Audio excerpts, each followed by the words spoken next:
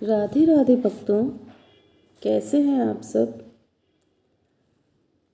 मैं आज आपको पौष मास के त्यौहार के बारे में बताऊंगी। उसमें मुख्य त्यौहार, सबसे पहले तो ये पौष मास का एक मल मास होता है जिसमें कोई शुभ कार्य नहीं होता और कर भी नहीं सकते हैं। इस माह में प्रातः नित्य क्रिया से निवृत्त होकर अपने आराध्य देव के मंदिर में जाकर प्रभु का स्मरण करना चाहिए। जब धन संक्रांति लगती है तभी यह मलमास आरंभ होता है और मकर संक्रांति के लगते ही मलमास समाप्त हो जाता है। मलमास में बड़े पकौड़े बनाकर चील कबूतरों को आदि को खिलावें और बांटें। इस शनिवार 9 जनवरी को सफला एकादशी है जो पौष के कृष्ण पक्ष में आती है। जैसे नाम से ही पता चल रहा है कि सफला एकादशी मतलब सफल करने वाली। तो आज इसकी कथा मैं आपको सुनाऊंगी। इस एकादशी को सफला एकादशी कहा जाता है। इस व्रत के द्वारा विष्णु भगवान का अनुग्रह शीघ्र ही प्राप्त हो जाता है। अतः इस व्रत को अत्यंत भक्ति व श्रद्धा के साथ करना चाहिए।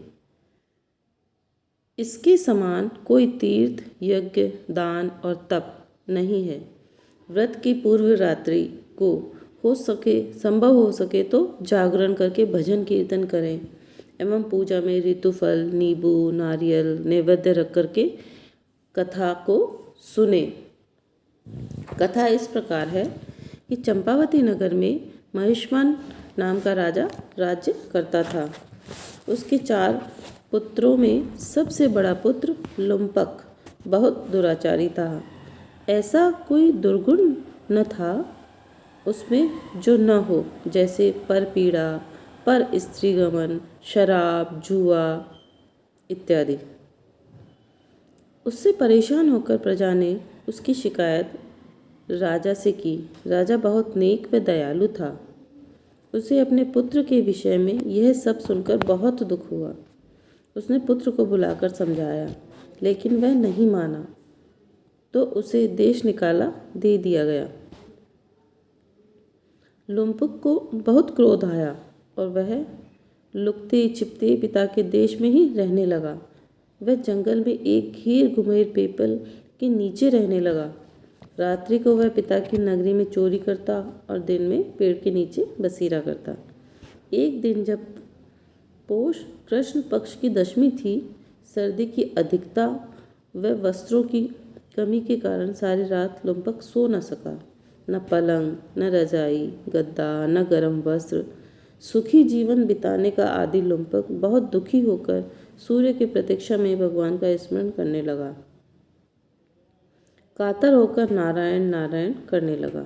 दिन उगने पर सूर्य की गर्मी पाकर गिरता पड़ता किसी प्रकार कुछ फल लाकर पेड़ के नीचे बैठ गया।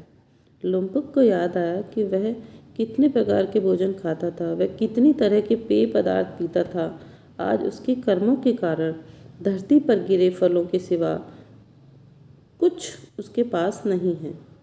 दुख के कारण लाए हुए फलों को खाने का उसका मन नहीं हुआ, सो उसने वे फल भगवान को अर्पित कर दिए। इससे भगवान विष्णु की एकादशी का रात्रि जागरण का व्रत मान लिया। क्योंकि शीत की अधिकता से रात को नींद न आने के कारण जागते हुए नारायण नारायण किया था। वह उसके दूसरे दिन एकादशी को भी कुछ न खाया। दया के सागर कृपा निधि भगवान विष्णु ने भक्त मान करके उसको एक अति सुंदर घोड़ा व अनेक सुंदर वस्त्रों एवं आभूषणों वस्तुओं से सजा हुआ टोकरा दिया। तभी आकाशवाणी हुई, तेरे इस व्रत रात्रि जागरण में भगवत स्मरण से तेरे सारे पाप नष्ट हो गए हैं। अब तो अपने पिता के पास जा। उन दिव्य वस्त्रों को पहनकर घोड़े पर सवार होकर वह अपने पिता के पास गया। राजा ने उसे राज्य का भार सौंप दिया। वह स्वयं वन में तप करने चला गया। सो हे भक्तों, व्रत करने वालों के सभी पाप नष्ट होकर सुख समृद्धि पाकर अंत में वैकुंठ की प्राप्ति हो। यही मेरी सब प्रार्थना है, ईश्वर से प्रार्थना है।